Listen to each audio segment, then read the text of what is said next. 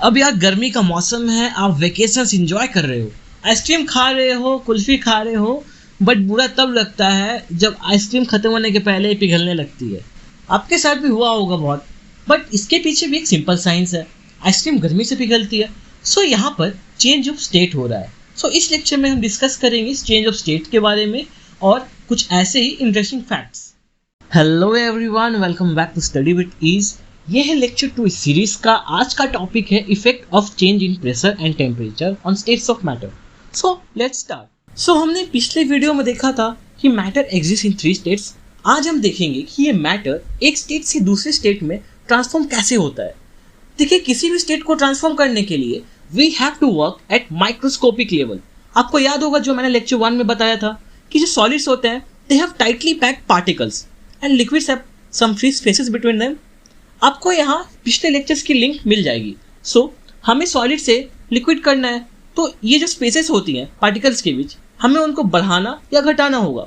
So change of states occurs because of change in inter particle spaces.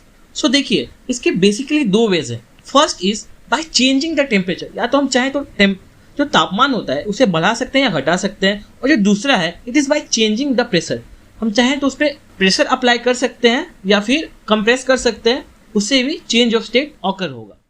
अब हम लोग देखते हैं first way, effect of temperature. Temperature के चेंज करने से क्या इफेक्ट आएगा। So on increasing the temperature of solids the kinetic energy of the particle increases. So याद करो, मैंने फर्स्ट लेक्चर में बताया था कि पार्टिकल्स के पास काइनेटिक एनर्जी होती है और kinetic energy of particles increase with increase in temperature. So particles की काइनेटिक एनर्जी बढ़ी मतलब कि उनकी मूवमेंट बढ़ी। सो पार्टिकल्स जो है they start vibrating with greater speed और फिर they leave their fix positions and start moving freely. So ऐसे ही मूव करते करते पार्टिकल्स के बीच स्पेसेस बढ़ जाती है and it gets converted from solid to liquid and the temperature at which a solid melts to become a liquid at atmospheric pressure is called its melting point. So जिस temperature पर solid liquid में convert होता है या melt होता है उसे हम लोग क्या कहते हैं, melting point.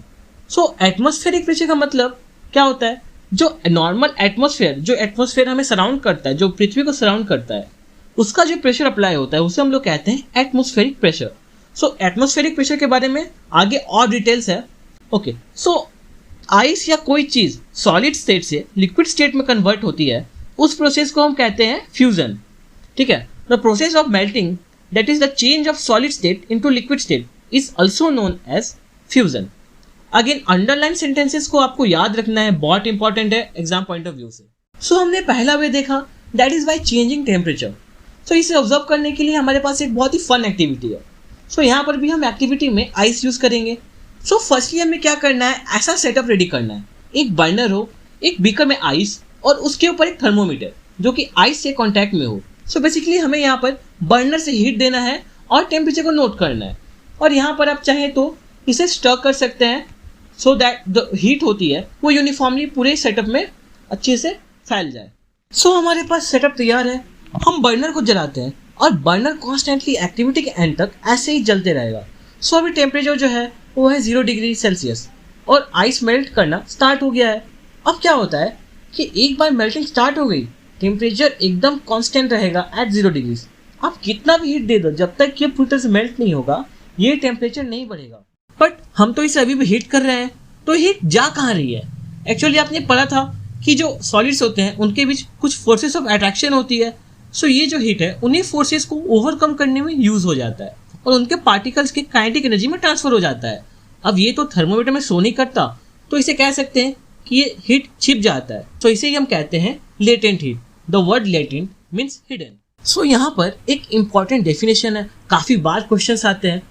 The amount of heat energy that is required to change 1 kg of solid into liquid at atmospheric pressure at its melting point is known as latent heat of fusion.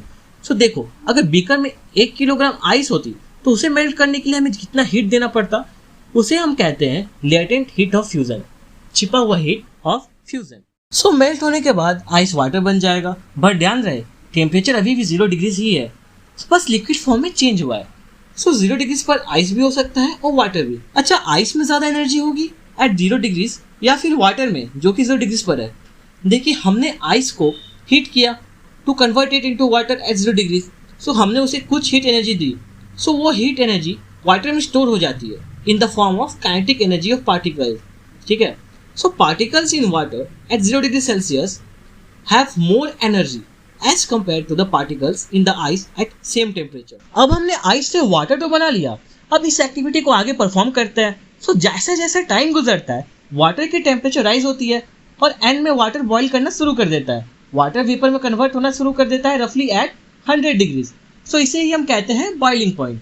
अब देख पाएंगे कि water बहुत ज़्यादा movement show करता है। Actually जो heat energy हम उसे प्रोवाइड करते हैं वो उसके काइनेटिक एनर्जी को और बढ़ाती है, वो पार्टिकल्स रैपिडली मूव करने लगते हैं। सो बीकर का पूरा पानी बॉयल होने लगता है। सो अब देख पाएंगे कि जो बीकर में जितना भी पानी है वो पूरा बॉयल होता है। ठीक है, तो इसे हम कहते हैं बल्क फेनोमेनन। अब यहाँ पर एक इंटरेस्टिंग चीज़ ये होती है कि जो टेम्परेचर है वो फिर से कांस्टेंट हो जाता है एट 100 डिग्रीज और एट द सेम टाइम कुछ वाटर वेपर्स के फॉर्म में या स्टीम के फॉर्म में निकलते हैं। तो देखिए ये क्यों होता है। वेपर के फॉर्म में कन्वर्ट होने के लिए वाटर को बहुत ज़्यादा एनर्जी चाहिए होती है। सो वो एनर्जी वाटर कलेक्ट करके अपने पार्टिकल्स को देता है, वो पार्टिकल्स जो सरफेस पर होते हैं, मतलब कि top most layer of water, और वो एनर्जी लेकर वाटर के कुछ लकी पार्टिकल्स ही वेपराइज हो पाते हैं। सो ऑब्वियसली स्टीम में ज़्यादा एनर्जी होगी as compare to water at the same temperature, क्योंकि उसमें ये लेटेंट हीट ऑफ वेपराइजेशन वाली एनर्जी भी एडेड रहती है।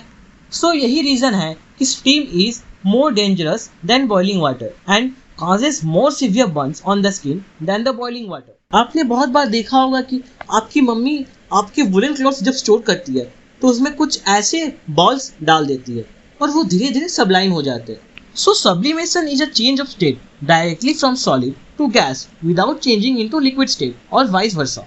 मतलब कि जब सॉलिड डायरेक्टली चेंज होता है इनटू गैसियस फॉर्म या गैस इनटू सॉलिड फॉर्म, उसे हम कहते हैं सब्लिमेशन। तो इसके एग्जांपल्स क्या हो गए? नैप्थलीन बॉल्स या मॉथ बॉल्स जो हम अपने क्लोथ्स के साथ स्टोर करते हैं to prevent attacks on clothes, या कैम्फर, या फिर अमोनियम क्लोराइड। सो आपने बहुत सारे कंसर्ट्स देखे होंगे टीवी पर या लाइव। क्या आपने ये फोक कभी नोटिस किया है? It is actually an application of sublimation. Actually carbon dioxide gas को जब हम बहुत ज़्यादा प्रेशराइज करते हैं it changes into solid form, और जैसे ही इसका प्रेशर नॉर्मल होता है दैट इज़ 1 एटमॉस्फेयर, ये फिर से गैसियस फॉर्म में कन्वर्ट हो जाता है। तो प्रेशर और टेम्परेचर चेंज करने से स्टेट को भी चेंज किया जा सकता है। अब प्रेशर की जो यूनिट होती है वो होती है एटमॉस्फेयर। ठीक है, so 1 atmosphere is equals to 1 × 10⁵ pascal. The pressure of air in atmosphere is called atmospheric pressure. ठीक है, अब प्रेशर की जो ऐसा यूनिट होती है वो होती है पास्कल। बट सिंस पास्कल बहुत ही छोटा यूनिट है to measure any pressure we use atmosphere. इनके बीच का रिलेशन आपको याद रखना है। सो आपने एलपीजी सिलेंडर्स तो देखे ही होंगे। क्या आप मुझे ये बता सकते हैं कि वो जिस सिलेंडर में रहता है उसमें वो लिक्विड रहता है या फिर गैसियस?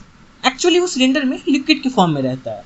एक्चुअली जो गैस होती है उसे बहुत ज़्यादा प्रेशराइज किया जाता है और वो लिक्विड के फॉर्म में ट्रांसफॉर्म हो जाता है और उसे सिलेंडर में डाल दिया जाता है। So applying pressure and reducing temperature can liquefy gases. So यही एंड होता है इस लेक्चर का। अगर आपको कुछ नया सीखने को मिला हो तो please like this video, subscribe to study with ease. Next video में हम देखेंगे evaporation and beyond. Till then keep learning. God bless you all.